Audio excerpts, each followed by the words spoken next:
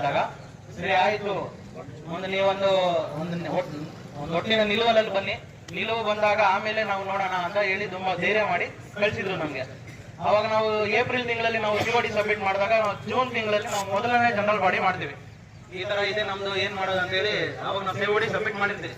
Management ನಮಗೆ ಒಂದು 6,000 ರೂಪಾಯಿ ಪ್ರಪೋಸಲ್ ಫಸ್ಟ್ ಸೆಟಲ್ಮೆಂಟ್ ಅಲ್ಲಿ ಮುಂದೆ ಬಂದಿರ್ತಾರೆ, ಅಂದ್ರೆ ಇನ್ನ ಡಿಸ್ಕಷನ್ ಅಲ್ಲಿ ಇರುತ್ತೆ. 6,000 ರೂಪಾಯಿ ಮುಂದೆ ಬಂದಾಗ ಮೀನಾಕ್ಷಿ ಸರ್ ಹೇಳಿದ್ರು, ಇವಾಗಿರೋದೇ ನಿಮ್ಗೆ 12,000, 6,000 ರೂಪಾಯಿ ತಗೊಂಡು ನೀವು ಹೆಂಗೆ ನೀವು ಜೀವನ ಮುನ್ನಡೆಸ್ತೀರಾ ಅಂತ ಹೇಳಿದ್ರು.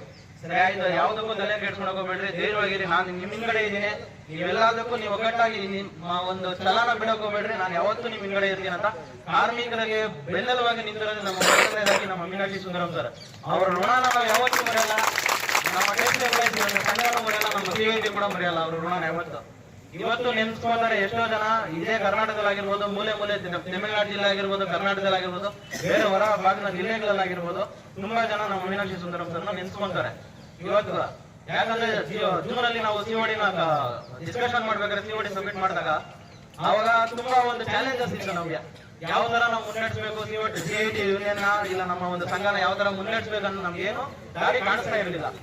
ಅವಾಗ ಪ್ರತಿ ಹಂತದಲ್ಲಿ ಯಾವುದೇ ಒಂದು ಬೇಜಾರು ಮಾಡ್ಕೊಂಡ್ರೆ ಮೀನಾಕ್ಷಿ ಸುಂದರಂ ಸರ್, ಯಾಕಂದ್ರೆ ಸುಮಾರು 100ರಿಂದ 140 ಕಂಪನಿಗಳಿಗೆ ಅವರಿಗೆ ಒಂದು ಲೀಗಲ್ ಅಡ್ವೈಸರ್ ಆಗಿರ್ಬೋದು, ಪ್ರೆಸಿಡೆಂಟ್ ಸರ್ ಆಗಿರ್ಬೋದು, ಎಲ್ಲ ಒಂದು ತುಂಬಾ ಮುನ್ನಡೆಸ್ತಾ ಇದ್ದಾರೆ.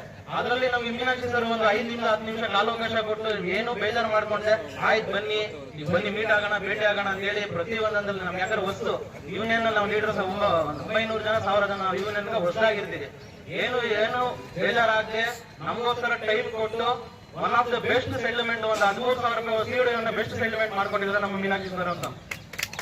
9 ತಿಂಗಳ ಸತತಕಾಲ ಪ್ರಯತ್ನ ಮಾಡಿ ಮೀನಾಕ್ಷಿ ಸುಂದರಂ ಸರ್ ನಾವು 13,000 ರೂಪಾಯಿ COD ಮಾಡಿಕೊಟ್ಟು ಇಲ್ಲಿವರೆಗೂ ಯಾವುದೇ ವರ್ಕ್ ನ ಒಂದು ಸಸ್ಪೆಂಡ್ ಆಗದೆ, ವರ್ಕ್ ಮ್ಯಾನ್ ಸಸ್ಪೆಂಡ್ ಆಗದೆ, ಟ್ರಾನ್ಸ್ಫರ್ ಆಗದೆ ಶಾಂತಿಯುತದಲ್ಲಿ COD ಮುಗಿಸ್ಕೊಟ್ಟ ಒಂದು ಮೀನಾಕ್ಷಿ ಸುಂದರಂ ನಮ್ಮ ಒಂದು ಟೆಸ್ಟ್ ಎಂಪ್ಲಾಯ್ಸ್ ಯೂನಿಯನ್ ಕಡೆಯಿಂದ ಹೃತ್ಪೂರ್ವಕವಾದ ಧನ್ಯವಾದಗಳನ್ನ ತಿಳಿಸಕ್ಕೆ ಇಷ್ಟಪಡ್ತೀನಿ ಸರ್.